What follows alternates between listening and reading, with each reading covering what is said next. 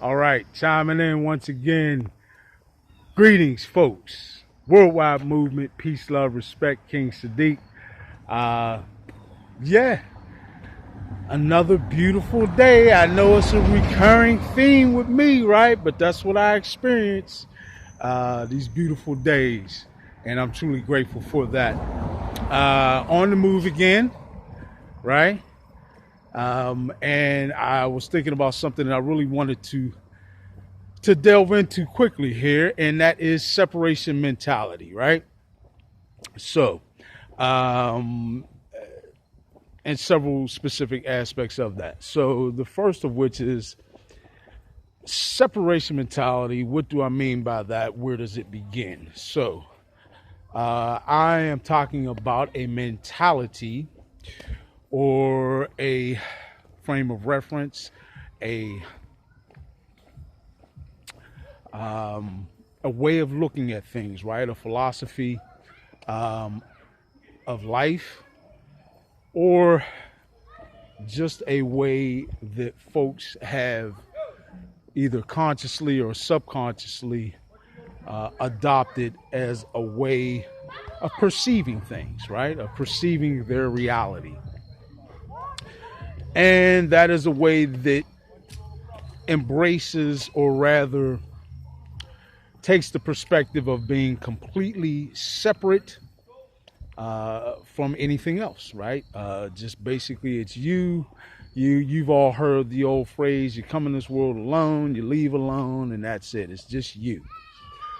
Well, it's never just you, right? We are all interconnected energetically. We all spring from the same energetic source, and anyone who has chimed in to my channel knows that I certainly denounce separation mentality and certainly push for unity consciousness, right? But to delve a little bit further into separation mentality in particular, where does that emanate from? So, unity consciousness is us recognizing and having that recognition within our frame of reference that we all spring, as I stated before, from the same source. We are of the same energy, right? And truly, even physically, right? When you break us down to a molecular level, all this stuff comes from the same source still, right? We're all essentially stardust, right? But in separation mentality, what has happened is spiritually, the individual that has fully embraced separation mentality has in fact turned themselves spiritually away from the love of our creator or source, right? Giving them the illusion of being separate from source, because it's just an illusion. You're never actually separate from the creator or from source. The creator's everywhere, right? It's preposterous, really, even to think that creation would exist without its creator, right? So, separation mentality, I believe, starts at a spiritual level. Unfortunately, for the individuals who experience that, again, it starts from that inclination, or from that spiritual action of turning away from your creator's love, right? The one thing that we truly do need in order to exist, right? If we had one true need as energetic beings, it's the love of our creator. It is a connection to the energy that we spring from. And that sort of makes sense, right? So,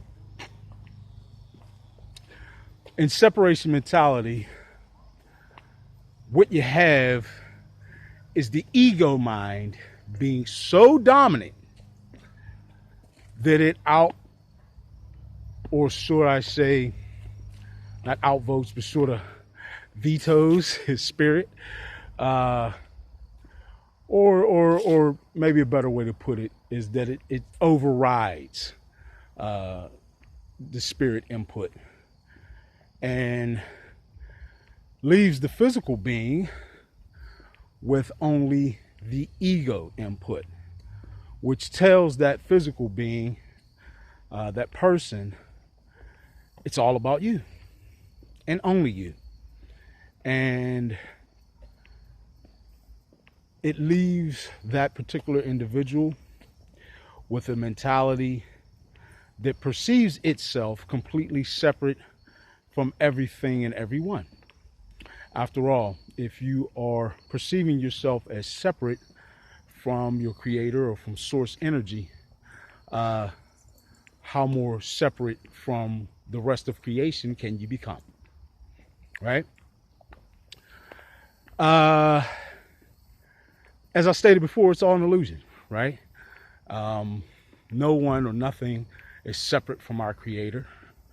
No one or no thing exists outside of our creator's sphere of influence. Certainly, no one or nothing exists outside of our creator's observance, right? But those of us who become immersed in separation mentality subconsciously perceive that.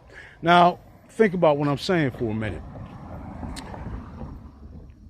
How many people do you know in your life who adhere to some religious doctrine, right? How many people do you know in your life believe in some particular religious group, some religion, some religious background, some doctrine that guides them spiritually and ultimately mentally and physically as well? Those folks, how many of them have the tendency to do things that are contrary to the doctrine or religion that they subscribe to or believe in? Right? Quite a few. How many of those folks do so on a fairly regular basis? How many of those folks seem to do so on a regular basis and appear to simply show up physically at a predetermined time and day to their place of worship as if to be fully cleansed and forgiven for all that they have done contradictory to what they knew in the first place would actually be contrary to their religion, belief system, doctrine, etc. Quite a bit, right? The only way that those folks would be able to live with themselves after behaving in such a manner is if they develop separation mentality, as if they actually begin to perceive that the creator is separate from them and is somewhere else, right? If you believe that heaven is some far off, distant place in the sky or wherever, and you believe that the creator is there and there only, then you can trick yourself into believing that you are doing things that are not being observed by your creator, by your higher power, source, whatever terminology you want to use. You have to trick yourself into believing that you are separate from your creator. So many religions actually conveniently provide that doctrine. In fact, most did. Certainly, the two most dominant religions, Christianity and Islam, right? In Christianity, your goal is to make it to heaven. And Islam, your goal is to make it to paradise, which they're both essentially the same concept. Some slightly different ways of getting there, offered up by both doctrines, but essentially the same goal.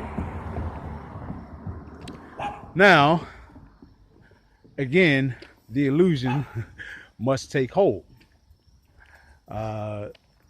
So these religions, as I stated, support the illusion by painting an image in your mind, right, of some far off spiritual destination that you actually ascribe a physical location to. What do I mean by that? Well, most folks have this concept of heaven as some place that they would perceive to be in the sky, right? All right. And folks who convince themselves of this in order to appease, and this all generally happens subconsciously, in order to appease and grow their separation mentality, latch on to things that confirm that, right?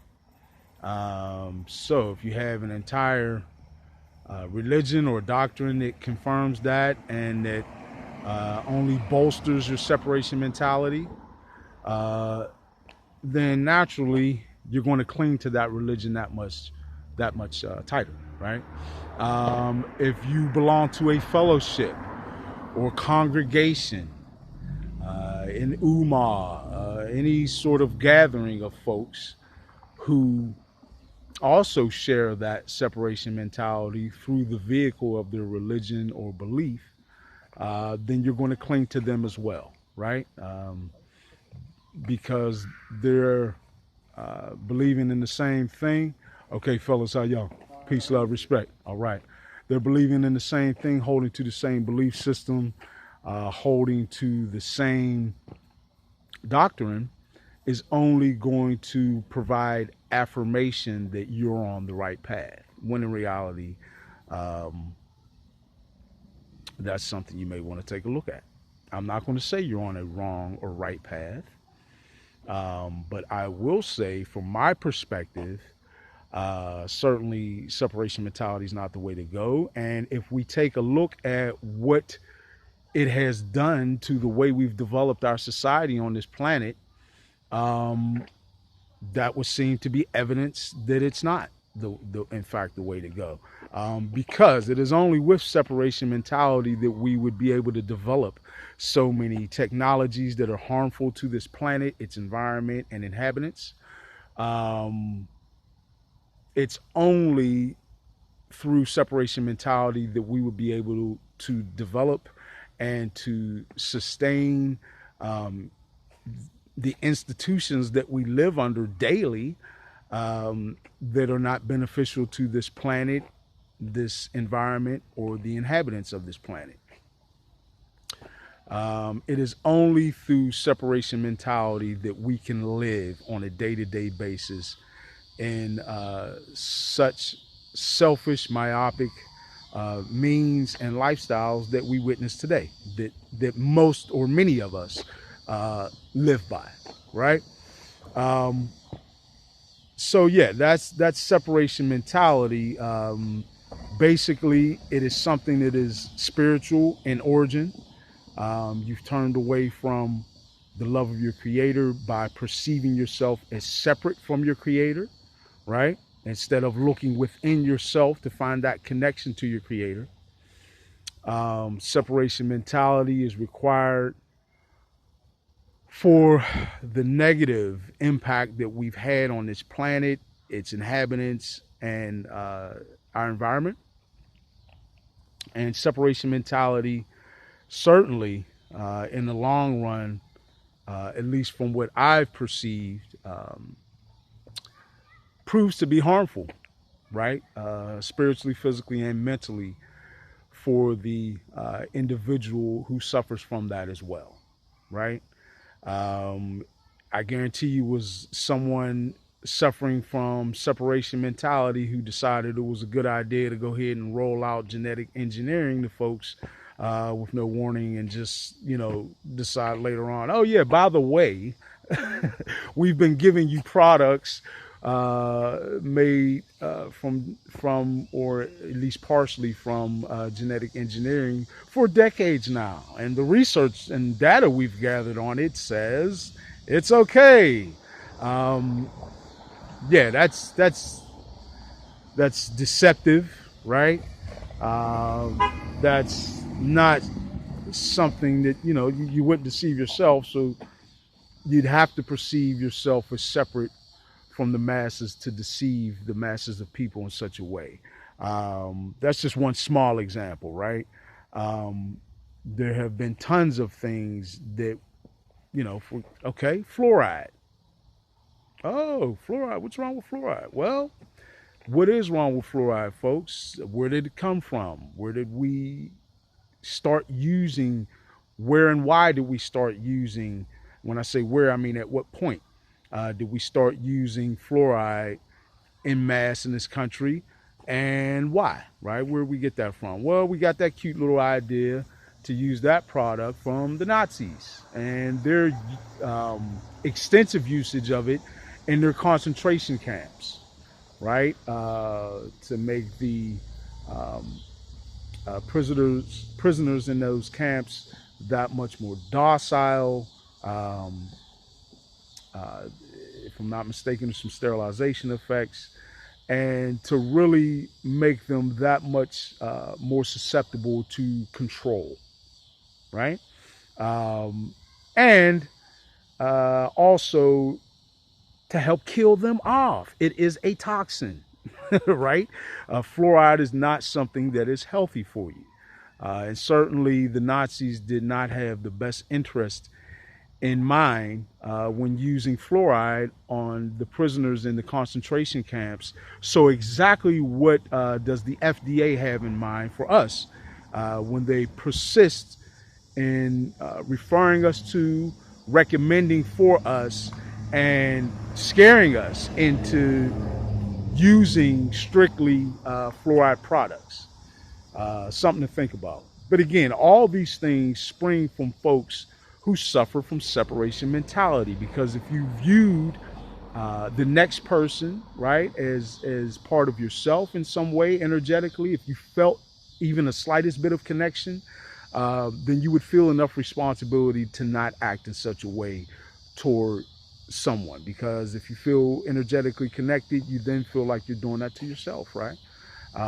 It doesn't sit right with your spirit when you are of a unity conscious mind, when you um, are still connected to and turning toward the love of your creator. You wouldn't do anything to harm your creator's creation, right? Your creator did not create anything for no reason, right? So who are we to go and harm anything that our creator has created? Certainly not one another, by being deceptive, myopic, and selfish, and entreating upon one another things that are not good and in fact very harmful uh, to one another. So separation mentality is needed for all of that. Um, and in fact, all of the devastating wars, it's a requirement, it's a requisite for that you're working from a point of separation mentality. Um, Honestly, the pain, misery, and suffering that is so prevalent on this planet, uh, point blank, is a result of separation mentality in one form or another. So, in order to counteract and change that, then it only seems logical that we have to veer ourselves away from separation mentality and adhere more closely to some form of unity consciousness, right, or awareness. So that's my bit on that. It is a very complex subject that I'll likely touch on again in some form or another in another video in the future. But for now, that was me touching and going a little deeper into separation mentality and how and why we can avert that, why we should avert that, and certainly view and act from a point and a perspective of unity, consciousness, or awareness. All right, folks, once again, you know I love you. Thank you for chiming in. Keep doing that. Let's keep lifting each other up and not tearing each other down. We got to spread this peace, love, respect. That is my mission in life, and I will not turn away from it. I will see it be the reality that it needs to be. So, worldwide movement, peace, love, respect. King Sadiq out.